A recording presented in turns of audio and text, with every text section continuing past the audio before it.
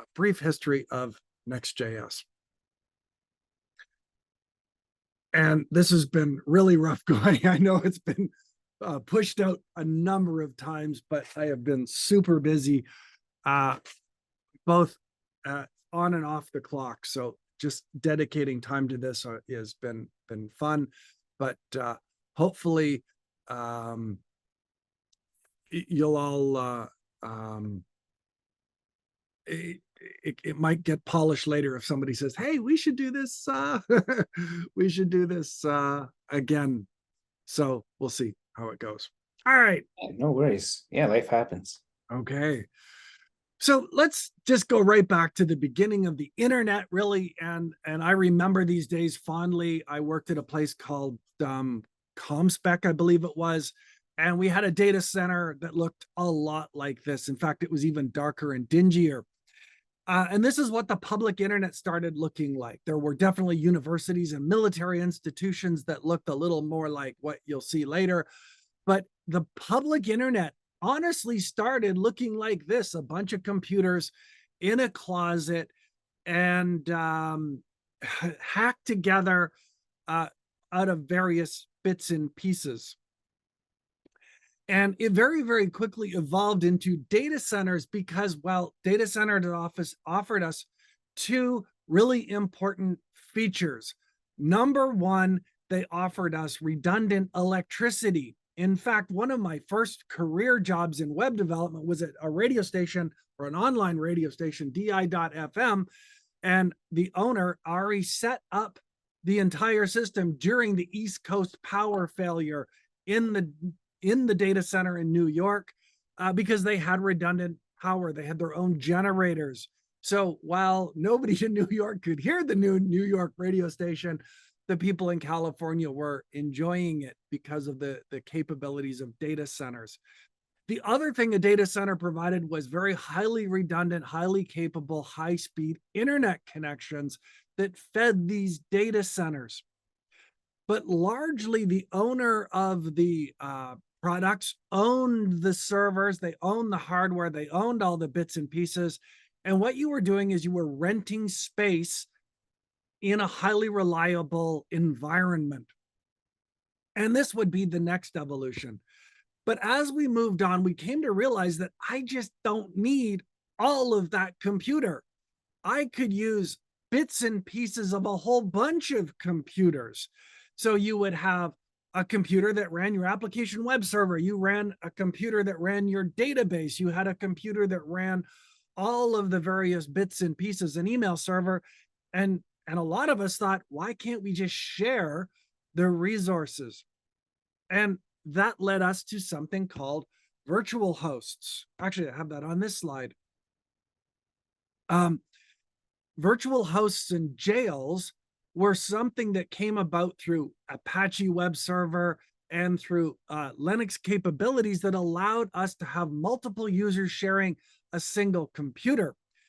But they had problems like leakage. It was possible for one customer to explore and leak into other customer services and spikes in data. If somebody was hogging up all the CPUs on my computer, my website was impacted. So we needed a better solution. This leads us to the first big problem. When one server was down, the entire system was down.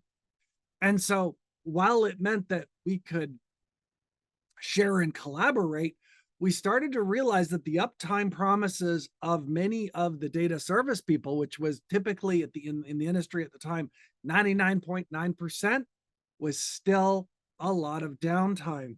In other words, 99.99% uptime for big businesses was still 9 hours of downtime. And it always tended to be that it would always happen at the worst possible times. Black Friday sales, you're going to make millions, but not if your server is down. And you could lose $1 billion in the space of a couple of hours. So how can we do it better? Well, a typical environment looks something like this. We have our external services, we have our website. Our website is connected to a bunch of databases. There's some search engines. And what we realized is that we could move the more fragile or system critical parts of our website onto different physical infrastructure. So instead of having one computer that ran all of our website, our internet, our email, our authentication and user capabilities, we could split them across multiple servers. But that just created a bigger problem, really, which was the same problem we just talked about. And that is, if one server was too much for my website and my database and my user directory, then splitting it across multiple servers compounds that problem. But while the capabilities of servers was improving, the cost of infrastructure was actually decreasing. So while we needed to spread the load across more and more infrastructure, the cost of owning that infrastructure was dropping.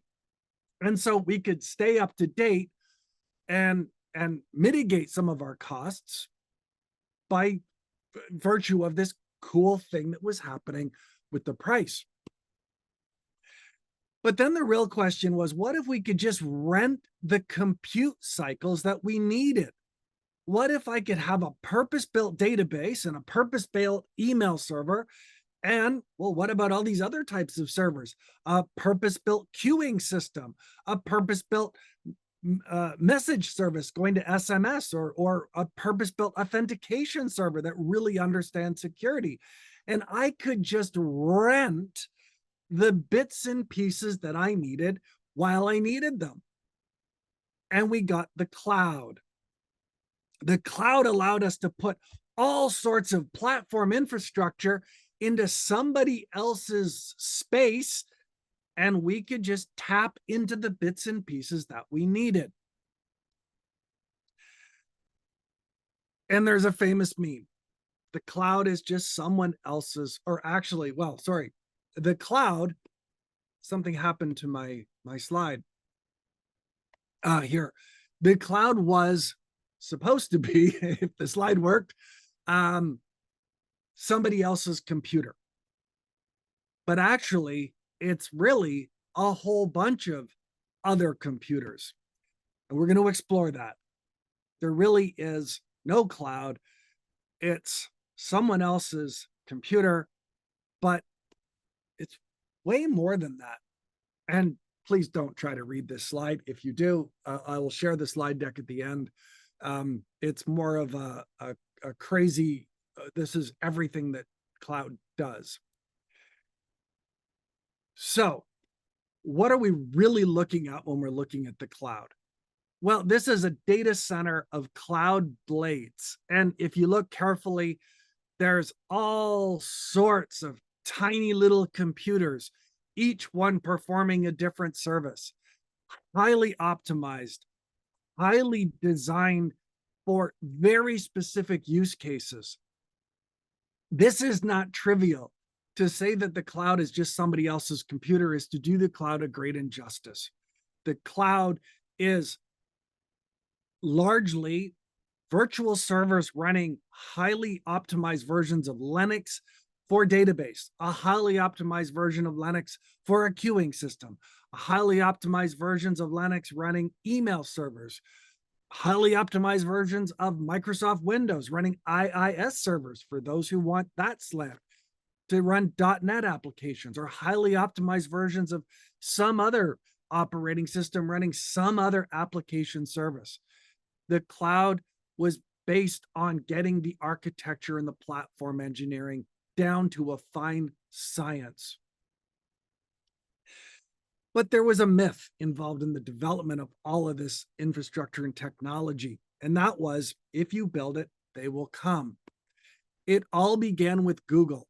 When Google built Google, they had no monetization strategy. What they had was really, really deep pockets. And this is something not everybody understands. We were using Google and going, this is cool and crazy, but Google was losing money because someone had to pay for all of that data and where it needed to live and how it got served up. The internet doesn't come for free. But another company built a bookstore, Amazon. and they were wildly successful. People were buying books on Amazon left, right, and center. In fact, a movie, You've Got Mail, came out of the experience of bookstores shutting down all these mom and pop bookstores. And Amazon didn't stop there. They continued to expand their online commerce and became the world's largest online commerce solution, making the owner, Mr. Bezos, the wealthiest person on the stock market. And so we've got these two success models. Google, who said, we'll build it and they will come and we'll figure out the monetization strategy later. And Amazon, who's built this highly accessible digital experience that's making a ton of money. But something really funny happened with Amazon. You see, on Black Friday, they needed to have infrastructure that could handle the millions and millions of dollars they would make in that one 24-hour period. What was the answer? The answer was they needed to have the compute capability all year long. They couldn't just borrow that kind of compute power, which meant the rest of the year, they had compute capability going to waste. So they decided they could sell that waste, what was just excess service, to everyone else. And they could make money selling their waste, and thus AWS was born. Well, unfortunately, a whole bunch of other people thought that they could replicate what Google and Amazon did, but without both the deep pockets of Google or the financial excess of Amazon. And so we would get a plethora of cloud providers.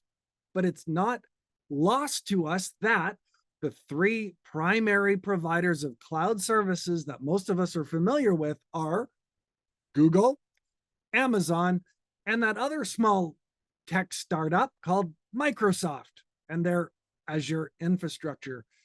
In fact, Bill Gates was the guy that was dethroned by Jeff Bezos as the world's richest person. So it's not surprising that these companies had the capability of producing massive cloud infrastructure so that was scalable and not lose their shirts. In a parallel evolution, we see something else happening with the web, our technology, what we know as front-end development. You see, at the beginning, we had HTML, and that's where the front end lived. We didn't have CSS or JavaScript. Those would come later. So when we served up a website, a predominant amount, believe it or not, hand-coded HTML templates were served up using an Apache web server running on a Linux box, maybe or maybe not, with a bit of C code running in the background and a little bit of a data source. And that all got pushed to the front end. And that's how the internet began. But over time, our needs increased. We added data layers to the back end and more CGI capabilities. Tomcat servers serving up Java, IIS servers serving up ASP, and ultimately .NET. Perl and PHP and the open source compute systems running on an Apache server, serving up dynamic content. And the front end started growing. We added Flash and ActionScript and this cool new thing called JavaScript. And of course, CSS. But as things do, they evolved and things got more and more complicated. It got bigger and uglier. And as it continued to evolve, the backend started to break apart from these monolithic backends into federated backends, where the front end, which got more and more complicated with the advent of React and Angular, taking over the JavaScript and making that the predominant part of our architecture, well, things just started getting out of hand. We needed developers in the front end that were not just people who could make skins and look good. They needed to be software developers in their own right. And in the back end, things were crazy. And so we tried to break things apart even more. And we created front end for back end, a thin layer that could live between the front end and orchestrate in the back end. Because as you can see, the back end, more and more services, more and more data sources, more and more abstractions, more and more places to go for the information that would drive our websites. And this front end for back end was the initial solution. But let's home in on the area that we're most concerned with. You see, through all of this evolution, the JavaScript front end largely remained a single deliverable. Once we got away from PHP or Tomcat with Java or a .NET page serving up a static HTML page, and we moved to the JavaScript realm, everything became a single page. We tried bundlers. We tried Babel. We even adopted module federation for a period, but it got complicated. It was a difficult problem to solve. And as the app scaled, the monolith really became the front end problem, and we needed a solution. And this is where Next.js really comes to light. Next.js tried to solve three problems. A, what if we could deliver parts of the app as they were needed, or module federation? Number two, what if we could cache pages on the server so that they rendered quicker, or we could deliver them to the client in smaller bundles? And finally, what if we could unify all of that code base? Well, a cool thing happened somewhere in the middle of all that evolution, and that was JavaScript became a full-fledged language that could run on the back end. Now we could run our front end for back end in Node.js using, quite often, Express servers. Well, what if we could make that even easier? What if we could bundle that middleware, this front end for back end, with our front end code? Let's take it a step further. What if we could package it as a single application, not just as a mono repo, but as a single solution, so that all of our bits and pieces from the front end all work together, but they were all served up in a single bundle? In fact, what if we could blur the lines between our front end-ish code and our back end-ish code, so that the catalog was the catalog, the front end-ish part and the back end-ish part, our checkout was front end-ish and checkout back end-ish, and all of this could then talk to the external sources easily. And finally, what if we could host all of those services and simplify them by leveraging capabilities provided by the very company that produces this great solution for Sell? But that brings us to that challenge we talked about earlier. And that challenge was, how do we pay for all of this? And we come up with SSR. You see, one of the things that's expensive, relatively speaking, is having all the backend distribution code and building up our service with nobody paying for it. And so server-side rendering came into being, but I've always had a problem with it because it's not really real. There's no such thing as rendering on the server. We'll look at what really is happening as we go through this. And it's not a bad thing. It's just a way of looking at it differently. Rather, it's code generation. So we're generating code on the back end and we're serving that up to the front end. We want to see why that's actually a better way to build applications.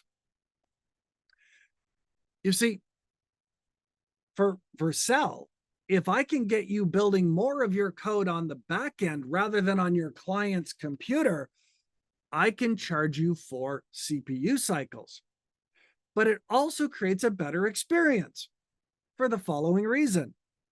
While most people think about their application from a flow of, well, I go to the checkout and I click a button and it takes, or I go to my catalog and I add a bunch of stuff to my cart and that takes me to the checkout, we're missing a feature with SPAs, a feature that's proven very difficult. You have React Router, Angular Router that tries to help us, but these are tricky challenges. Deep linking. In other words, I want to send you an email that says, hey, you put a bunch of stuff in your cart. Do you want to buy it? Would you like to finish what you started? Or maybe the user wants to move from their phone to their desktop. They want options that aren't just start at the A and finish at the Z. They want to do something in the middle. And Next.js allows you to do that because these are separate applications that can be loaded separately. So when I go from the catalog to my backend, I'm loading JSON data. But when I go from my email, the exact same pile of code that I've written serves up an HTML page. And it's cached and it's quick and it's effective. And so I get the best of both worlds. Fast delivery, quick page starts, not always in the begin from A to Z, but somewhere in the middle. I can start at J. And so this brings us full cycle. We've started in the very beginning by saying that everything started in a closet. We served up things that were convenient and in one place. And then we moved them into a data center where things were more effective. They were more reliable, but it very quickly got complicated. We discovered this huge range of services and it was overwhelming. But we were able to unify our development language from a whole plethora of languages. And for the most part, we're happy with JavaScript or Node.js on the back end, which is really JavaScript. And so we moved everything back into a single code base and put everything back into one convenient place, Next.js. But we did it with some flair. We solved a lot of problems and we learned an awful lot on the way. So there's an awful lot of future for Next.js, which I hope we can continue to explore. And that's what I have for today. Open it up for questions, comments. You really like Vercel. It That was fantastic. Yeah. was great. It was great. I guess one thing I want to ask, so for Amazon, if Amazon is selling their waste for most of their year, so that means they're using 100% of their resources during peak times like Black Friday. So then what would the customers who are purchasing the waste in the off hours, what would those customers do during the peak times? Well, that's actually, I would love to have gone into. I thought I would take a lot longer to go through these slides than I did, actually. But that's a really, really interesting business model to have, because when you have revenue coming in, you can reinvest that revenue in your infrastructure. So Amazon didn't stop with selling their waste. They began by selling the unused CPU cycles, but that became, I believe, I'd have to double check it, but AWS, the services that they provide have become a very significant, if not a predominant part of their overall business model. So to say that they stopped and now all they were doing is selling their waste would be an inaccurate overall view. But what it did is it gave them a leg up on companies like Cloudflare, Vercel, and other cloud producers who had to start by buying computers no one was renting. There was no need for those servers. Whereas, and Google very similarly had capacity that they could start with, and Microsoft, so that they didn't start from scratch. And this is really the point, was that Vercel by building Next.js, gave themselves a business model on which to now build that cloud architecture and pay for the services, the infrastructure that their service would run on. And I believe that to some degree, they're happy with lazy and poor coded and bad optimizations and saying, look, we'll optimize that on our servers for you, just pay your bill, right? So Amazon has expanded. AWS is now a first-class citizen. It's no longer just their waste, but that's how it started. Does that clarify?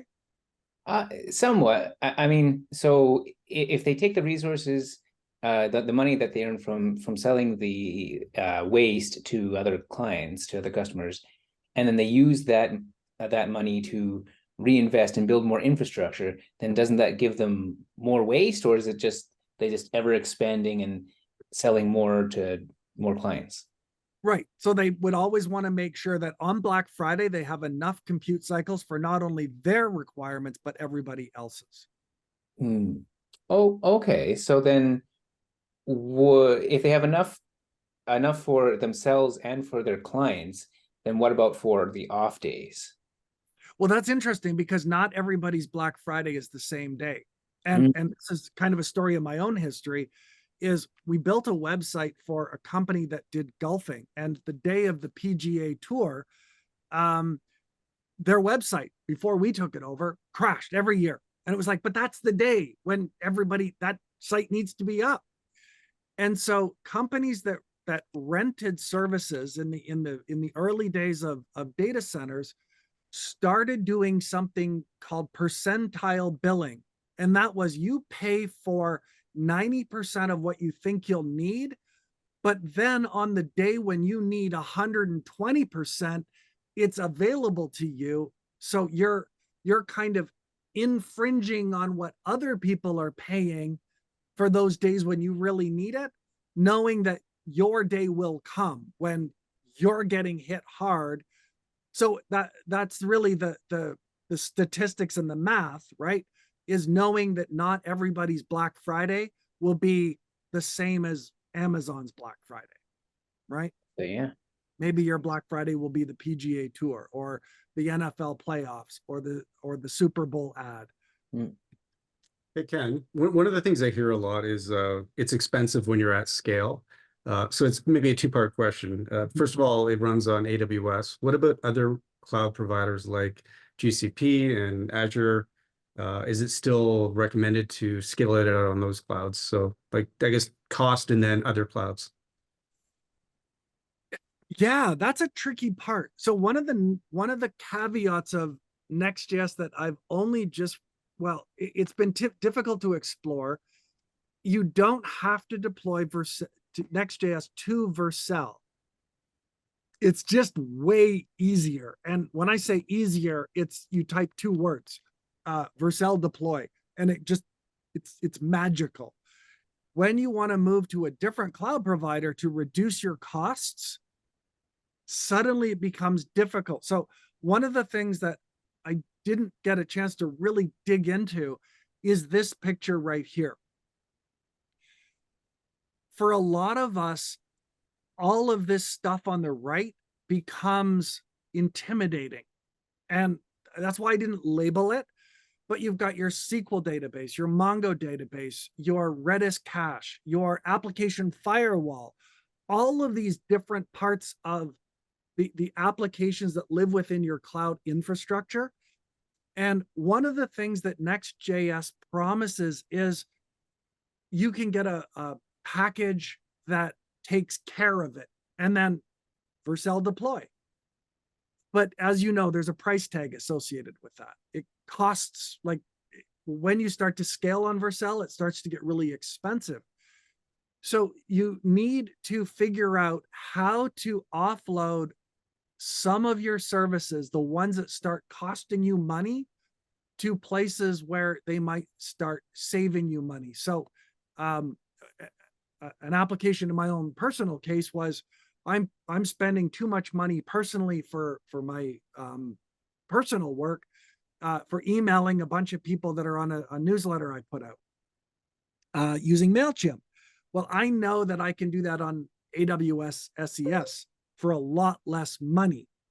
So for me, one of the tricks is looking at where the optimizations are starting to become cost prohibitive and actually pushing back a little bit and saying, I need to dig into my pile, figure out what services should be offloaded to get better cost management, and then distribute that to a more effective, more cost management based system. Or Vercel will just get rich off of your lack of optimizing. Yeah, makes sense. Have we ever deployed Vercel on different clouds, like at Wrangle? Do you recall? I think Move Buddy. I see Okay. Brent's on the call. Do you know if Move Yeah, Buddy? we deployed on AWS. AWS, okay. Mhm. Same cloud. Yeah, Because some vendors, like, they'll have deals with cloud providers like GCP or Azure. So if you want to use Next.js, it's sort of puts a bit of a question mark, I guess. Mhm. One area where I think we're headed is Next.js ish applications, which are far more cloud agnostic. So if Yeah. I can build a bundle that I can deploy, and this is where it gets tricky. If it would know, oh, these functions need to become Lambda functions, these functions need to be edge functions, this function is data centric and should live here, then I have, kind of blending utilities like Terraform or serverless right into the stack. I believe there's a lot of room for Next.js competition. I just don't see a great deal of it. I don't see a lot of, and maybe other people would have some comments on up and coming solutions like Next.js, but tackling the problem from a different angle.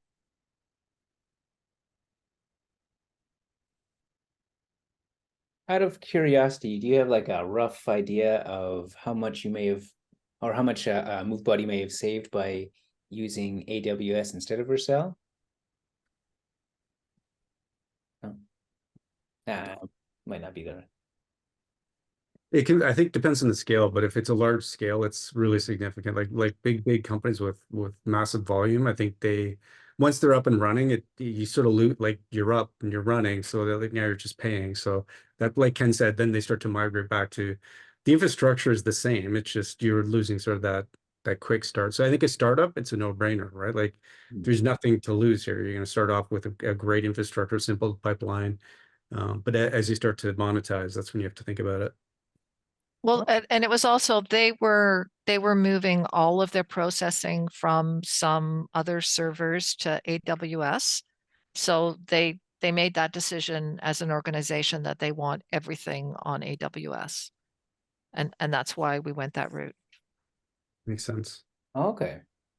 Thanks, thank you. One of the tricks, though, is knowing on which piece of infrastructure your code will perform best. And that's a little bit less transparent because, of course, that's Vercel's business model, right? They'll know. And of course, Vercel keeps adding products. So one of the products is image optimization that's really becoming a hot topic.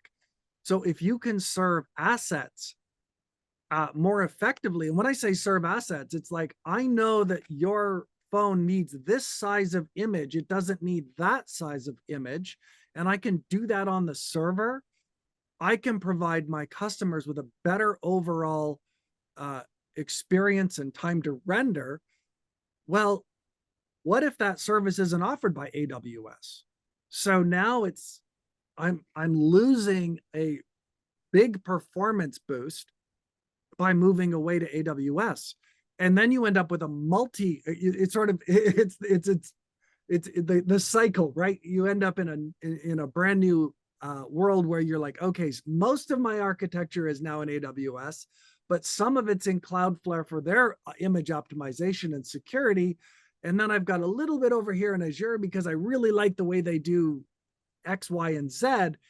And you end up right back in the same challenge of having all your architecture spread and distributed across all sorts of different tech stacks. I was going to refer back to Abdelrahman's talk, which was phenomenal on Next.js, because what he did is he broke down the front end and the back end and showed how the code is structured, how you write the code, how you identify code that needs to be front end, how you identify code that's back end, how you identify what can be rendered where. So those are really important pieces that, because he has already given that talk, I didn't want to go into, but it's definitely worth a review if you're curious. But with that said, if you go into that model, some of the answers lie there, because if you write a server-side piece of code that's dealing with data connectivity and fetching, well, that informs where it can and should live, right? Oh, I can put that into in a quick start edge Lambda type system. Or if I'm serving up more static assets or rendering pages, then I would probably want them in more of a Redis or some other type caching layer. So that the code you write becomes the thing that informs where it should end up and in what infrastructure it should be running.